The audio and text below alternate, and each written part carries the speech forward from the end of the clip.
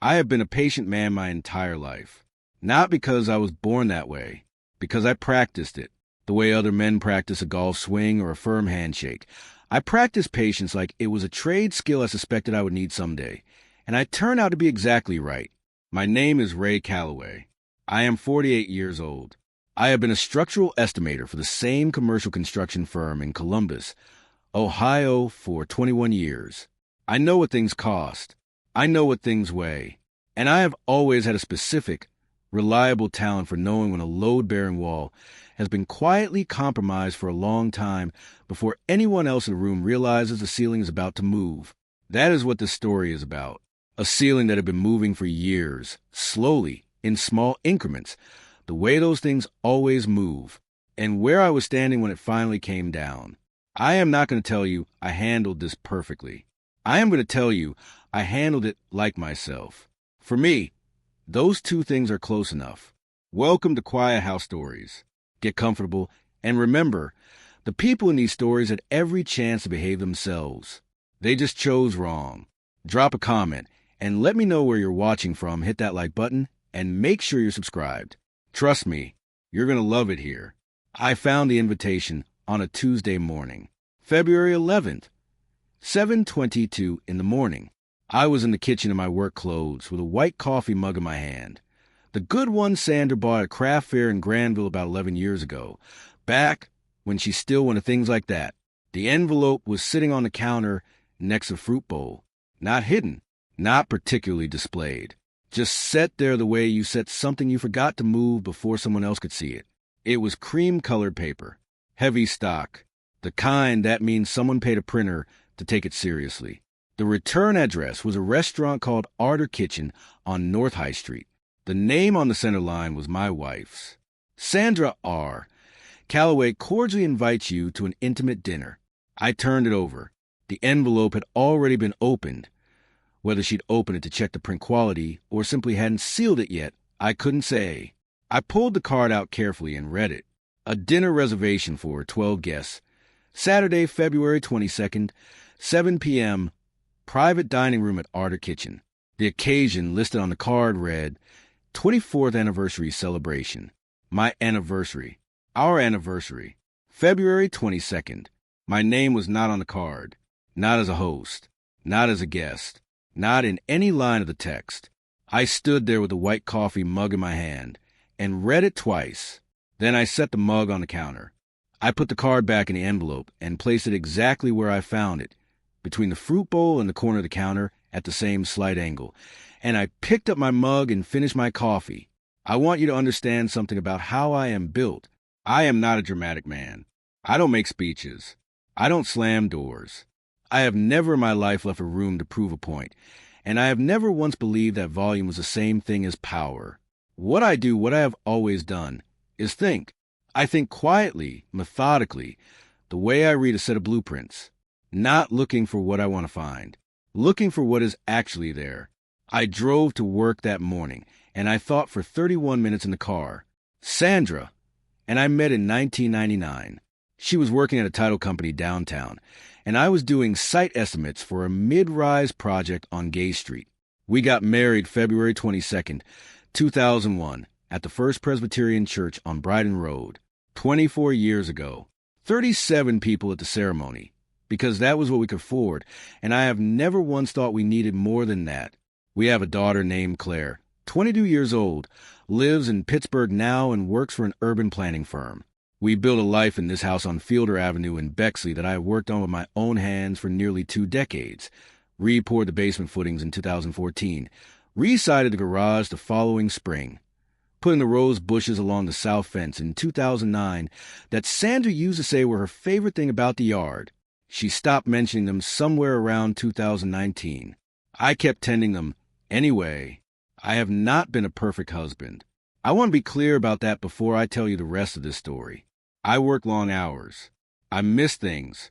The year I was managing the Miller Novak project downtown, I was gone most weekends from March through November, and I know that cost us something real.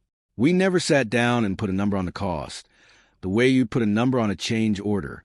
We just both knew it was sitting there in the counting somewhere. But I showed up. That is the thing I keep coming back to when I am honest with myself about the math of this marriage. Whatever I missed, and I missed things, I showed up for more of it than I missed. I was at every school function Claire had from kindergarten through graduation. I cooked dinner 4 nights a week for 6 years because Sandra worked late on Tuesdays and Thursdays. I took my mother-in-law Phyllis to her cardiologist appointments from 2017 through 2021. 94 appointments, not one of them missed, because Sandra said her schedule wouldn't allow it. I kept a log, not out of resentment, out of habit. I am an estimator. I keep logs of everything. Some men spend their lives building things and then wonder why the building doesn't seem to notice. I understood that about myself somewhere around year 15 of this marriage, and I made my peace with it. I love Sandra. I believe she loved me. I believe that the distance that had grown between us in the last 4 or 5 years was the kind of distance that married people accumulate and then repair, if they have the patience and the will. I had been waiting for us to have that conversation, the one where you finally name the distance and decide what to do about it. I had not understood, until February 11th at 7:22 in the morning, that Sandra had already been having that conversation, just not with me. The invitation was for 12 guests. I recognized every name. Sandra's sister Deborah and her husband Carl, our neighbor Kathy Pruitt, who had been in the same book club as Sandra since 2006 and who had sat at our Thanksgiving table 9 of the last 10 years. Dennis Arquette, who has been one of my closest friends since we worked the Westerville School District project together in 2009, and his wife Joanne. Sandra's co-worker Janet. For more names from Sandra's world, her gym friend Renata, her Ohio State sorority sister Louise, a couple named the Forresters who they'd traveled with once to Nashville, and one more name, Phil Garrett. Phil had been my attorney for 11 years. He drew up the LLC paperwork when I incorporated my side consulting work in 2013. He handled a property dispute for me in 2019. He is a careful, compact man in his late 50s who wears the same charcoal suit in slight variations every day and speaks in complete sentences with very few wasted words, which I have appreciated from the first day I met him. He charges $340 an hour, and he is worth every dollar. He had been invited to celebrate my anniversary. Without me, I thought about that for a long time on the drive to work, not with the kind of anger that makes you loud, with the kind that makes you very, very still. There is a difference between a surprise and a confirmation. A surprise is something you didn't see coming. A confirmation is when the thing you've been quietly watching finally becomes visible. What was sitting on that kitchen counter was not a surprise. It was a confirmation. Sandra had been constructing a version of our marriage from which I had been quietly, systematically removed. Not in one moment, not in one decision, but slowly, over years, in a way that a structure is compromised not by one failure, but by 100 small ones that nobody documents until the whole thing shifts. I knew this now. The question was what I was going to do with knowing it. By the time I parked at the office that Tuesday morning, I had already decided. I called Phil Garrett at 9:03 a.m. He picked up on the second ring. I told him I had seen Sandra's invitation. There was a pause on the line, not long, 3 or 4 seconds, and then Phil said he had received it last week and had not responded, and that he was not certain it would be appropriate to attend given the nature of our existing professional relationship. I told him I appreciated that. Then I told him what I was thinking. He listened without interrupting. When I finished, he was quiet for a moment, and then he said, "That is a reasonable thing to do, Ray. I don't see a problem with any of it." I made a note on my legal pad and went back to the Miller-Novak Phase 2 estimate I had been meaning to finish since December. On my lunch break, I drove to Kowalski's Hardware on Livingston Avenue and picked up a box of manila envelopes. Not because I needed them specifically, because I always keep them on hand, and because doing something ordinary with my hands in the middle of an extraordinary week was exactly what I needed. That evening I sat at the kitchen table with my reading glasses and a fresh legal pad and made a list. The 12 names from Sandra's invitation. I wrote each one slowly, and I thought about each person, what they knew about our marriage, what they had seen, who they had been in relation to me versus Sandra, whether their presence at one table versus another would say something to them and to me about the actual shape of the last 24 years. I was not building a case. I want to be clear about that. I was not assembling evidence or constructing an argument. I was simply taking an honest accounting of who was in our life and deciding who deserved to hear the truth of the situation from me. In person, with dignity. That is all I was doing. Quiet men are not empty men. Simple is not small. Dennis Arquette called me Thursday evening at 6:48. He had received Sanders' invitation and was calling to check with me before he responded. Dennis has always done this. It is one of the things that has kept us friends for 15 years. He checks. He doesn't assume. He picks up the phone. I told him what I had found on the counter. I told him about the reservation at Weston Grill. There was a silence on the line. Then Dennis said simply, "Same night, same street." I said yes. He said, "Ray, you need me there." I said I would appreciate it. That was the whole conversation. Dennis does not need more than that, and neither do I. He said he'd tell Joanne and that they'd both be there at 7. I sent the invitations by email at 9 a.m. sharp on Thursday the 13th brief. Direct. No drama in the language. No appeal to sympathy. No explanation of the circumstances. I said I was hosting a dinner at Weston Grill on Saturday, February 22nd in the private dining room at 7 p.m., that the occasion was our 24th wedding anniversary, that I hoped they could join me, and that I understood entirely if their schedule did not allow it. I pressed send and went back to work. By Friday evening, I had 11 responses. 9 confirmed. 2 declined. Renata, Sanders' gym friend, and the Forresters from Nashville, both with prior commitments that had nothing to do with any of this. Phil Garrett confirmed at 2:47 p.m. with a 2-sentence email. He would be there, and he appreciated the invitation. Deborah, Sanders' own sister, confirmed at 4:15 p.m. with no message attached. Just a single word. Confirmed. I read that for a moment longer than I needed to. Let me tell you about a different Tuesday. It was 7 years ago, February of 2017. Claire was 15 and she had a science fair project she'd been working on for 6 weeks. It was about load distribution in common household structures, which I will admit I may have influenced by talking about my job too much during dinner. She had built a scale model out of balsa wood and cardboard with dimensions she calculated herself. She had stayed up until midnight 2 nights in a row finishing the display board. The lettering was in her own hand, careful and straight, the way she did everything. Sandra had said she would be there. She was at a work dinner in Dublin that ran long. She called at 6:45 to say she wasn't going to make it. Claire said it was fine. Claire has always said things were fine, even when they weren't, because she learned it from watching me. I sat in the 3rd row of the gymnasium and watched my daughter carry that balsa wood model to the judging table and arrange her display board with both hands. She was wearing her blue corduroy jacket, the one with a small enamel cardinal pin she'd found at a flea market in Clintonville and been so pleased with. She set up her board and stood beside it and looked out at the gymnasium, looking for her mother, I think, settling with a small adjustment of her face. When she found me instead, she won 2nd place. I drove her home through the February dark, and she ate a drive-through cheeseburger and explained for the full 30-minute drive everything she would do differently next time, the joint reinforcements, the measurement tolerances she had underestimated. I could have listened to that for hours. When we got home, I pulled into the driveway and turned off the engine and sat there for a few minutes. The night was cold and very quiet. The rose bushes along the south fence were just bare canes under the February sky, stripped back to their structure. Claire had gone inside. I held the 2nd-place ribbon she'd handed me to hold during dinner, and I looked at those bare canes, and I thought about showing up, about what it costs and what it means, and whether the person you're showing up for even registers the accounting. I sat there until the cold got into the cab.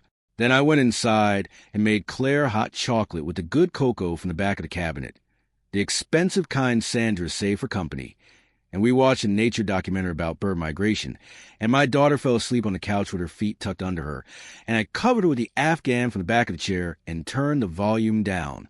It was a perfectly ordinary night. It was also, I understood even then, a night I would remember for a long time. I still have the ribbon. It's in the top left drawer of the workbench in the garage, under the layout pencils. I have never mentioned it to Claire. Some things you keep because they're yours. On Saturday, February 22nd, I ironed my navy Oxford shirt in the upstairs bedroom at 4:30 in the afternoon. My good charcoal trousers. The wool blazer I hadn't worn since a client dinner the previous October. I took my time with it. I am particular about a press collar, and I always have been. Sandra was getting ready in the bathroom with the door closed. I could hear the water running. I did not knock. At 6:15, I came downstairs and put on my coat. Sandra was in the kitchen by then, also dressed, looking at something on her phone. She looked up when I came in. "Client dinner?" she said. "Yes," I said. She nodded and looked back at her phone. I picked up my keys from the hook by the garage door. I looked at the kitchen one more time. The white coffee mug on the drying rack, where I'd left it that morning, the fruit bowl, the counter where the invitation had been. Then I walked out to the car. I drove north on High Street. I parked 2 blocks away and walked the rest of it in the February cold with my hands in my pockets, the way I always walk when I am thinking. The air was clean and very still. I passed Arter Kitchen without looking at the window. Weston Grill was 40 yards north. The warm light of it came through the glass onto the sidewalk. I pushed the door open at 6:44 p.m. There is a particular kind of quiet that falls over a man when he stops being afraid and starts being dangerous. I had felt it building all week, slow and steady, the way pressure builds in structure before it redistributes.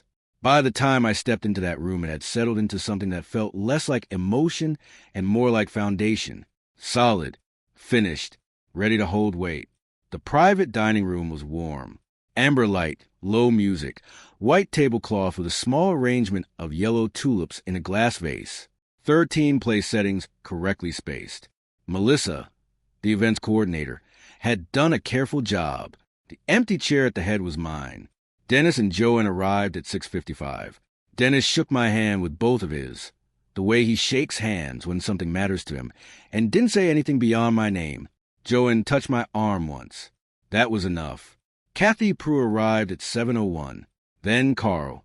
Then Deborah, who paused for just a moment in the doorway when she saw me at the head of the table.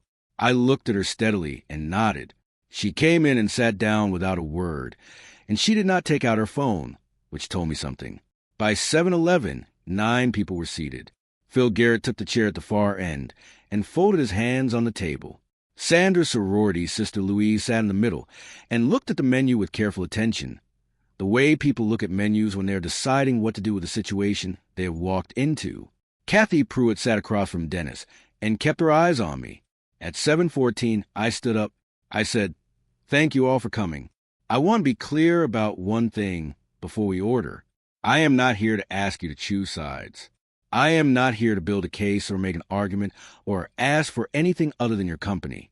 I invited you because you are the people who have been in our life for the past 24 years, mine and Sandra's both, and I thought it was right that you hear from me, in person, that I intend to conduct myself going forward exactly the way I have conducted myself all along, with honesty, with patience, with my name on whatever I do."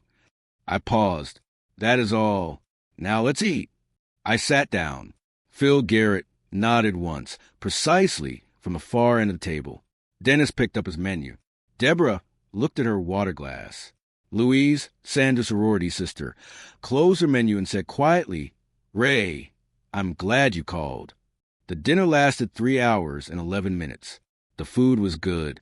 The conversation moved, the way conversation moves when people are relieved to be somewhere honest.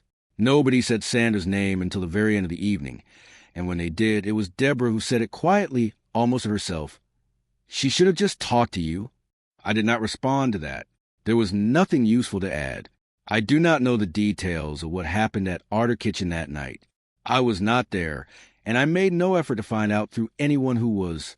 What Kathy Pruitt told me the following Wednesday, voluntarily, over the phone, without my asking, was that Sandra had arrived at Arter Kitchen at 6:58 to find 3 people at her reserve table, Renata, the Forresters, and one co-worker who had not received my email because I did not have her contact.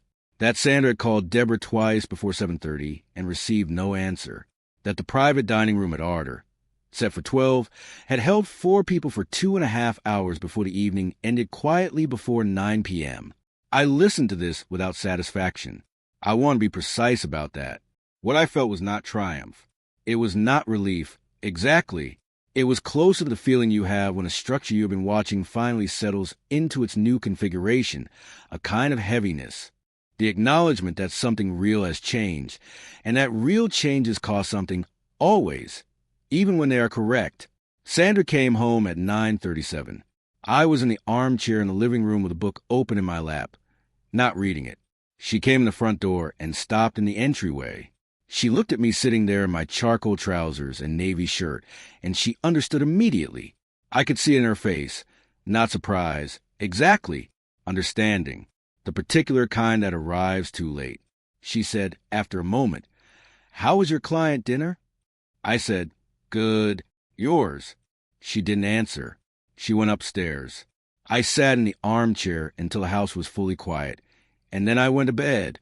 She did not speak to me directly for 4 days. Not a fight. Not a declared silence. More like a woman standing in a house that had stopped being a house she thought it was, taking a measure of new walls before she tried to walk through them. I gave her the space. I cooked dinner on Tuesday, and Thursday the way I always do. I left the coffee made in the morning. I did not press. On Wednesday, the 26th, at 8:09 in the morning, she sat down at the kitchen table across from me and said, "I need to understand what you did." So I told her, all of it, the invitation on the counter, the phone call to fill, the list on the legal pad, the 13 place settings at Wesson Grill. I told her without drama and without accusation, the way I would tell a client what a project actually cost. Just the numbers. Just what happened. She listened. When I finished, she was quiet for a long time. Then she said, "Deborah hasn't returned my calls." I said I was sorry about that. And I was. I had not called Deborah to come to my dinner to punish Sandra. I had called Deborah because Deborah was one of the 12 names on that invitation, and she deserved to know the truth of the situation from the other person involved. What Deborah did with that information was her own business. Sandra looked at me then with something I hadn't seen in her face in a long time. Not anger, not calculation. Something that looked like a person finally seeing the structure of the thing they've been living inside, seeing it clearly, maybe for the first time, and recognizing that it is not what they thought. "Why didn't you just say something?" she said. "When you found it, why didn't you just ask me?" I thought about that for a moment. I wanted to answer it honestly. "Sandra," I said, "I have been saying something for about 4 years. Not with that specific invitation in my hand, but with everything else. I said it the year I missed Claire's play recital and came home to an empty house, and you were at Janet's until midnight. I said it the Sunday I drove your mother to her cardiologist for the 63rd time and got home to find you had made plans without mentioning it to me. I said it every time I cooked dinner and sat at a table where you were physically present and somewhere else entirely. I said it in 100 different rooms. The problem was never that I wasn't speaking." She cried a little then, not loudly, the quiet kind, the kind that means something true has arrived that costs something to hear. I did not move toward her, and I did not move away. I sat at the kitchen table and let the truth of what I had said remain in the room. I want to say something about Sandra before I tell you where we ended up. She is not a bad person. She never has been. She is a person who got afraid somewhere in her late 30s, afraid that the distance between the life she had imagined and the life we had built was permanent, was structural, was a kind of problem you can't fix with patience or effort or more years of the same. And instead of naming that fear and bringing it into the room between us, she started making decisions that moved her quietly away from it. Small decisions. A dinner here, a distance there, a growing habit of managing her life in ways that cut me out at the edges. So gradually that I don't think even she fully understood what she was building until she was standing in an empty restaurant on her anniversary with 3 people at tables set for 12. I understand that mechanism. Fear makes architects of people. It makes them build around the thing they cannot face until the structure they build to avoid the problem is bigger than the problem itself. Sandra was not trying to destroy what we had. She was trying to escape what she didn't know how to fix. That does not make what she did right. It only makes it human and understandable, and something I was capable of holding without reducing her to a villain in the story of my own life. That last part matters to me. It has always mattered to me. We went to see a marriage counselor in March, a woman named Dr. Andrea Marsh, who works at an office on East Broad Street. We went at 9 a.m. on the first Thursday of every month for 6 months. It was Sandra's idea.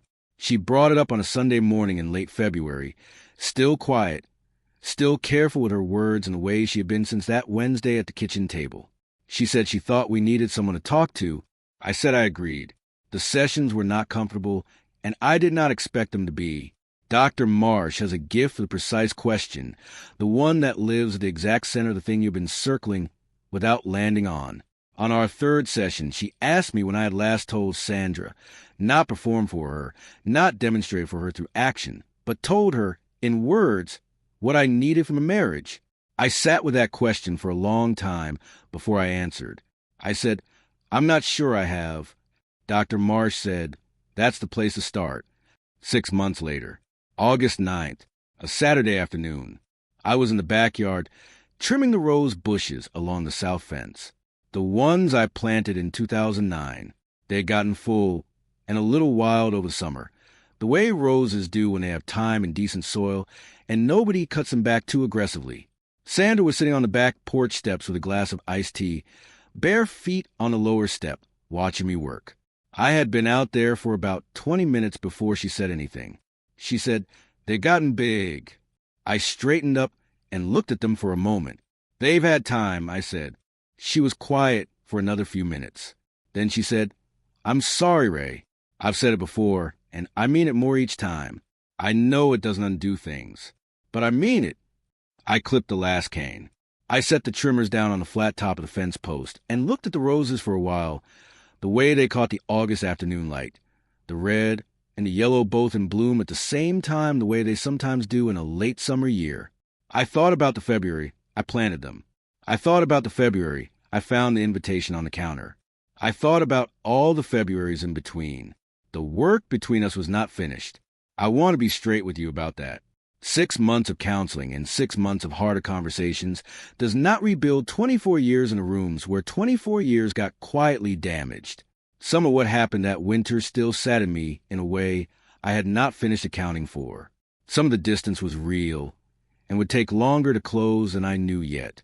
But I looked at those rose bushes in the August afternoon, and I thought about structures that hold, about things built slowly in ordinary seasons that survive the seasons you didn't see coming, about the difference between a thing that is broken and a thing that is still quietly deciding whether to hold. I had not made a final decision about us. That is the truth, and I was at peace with not having made it yet.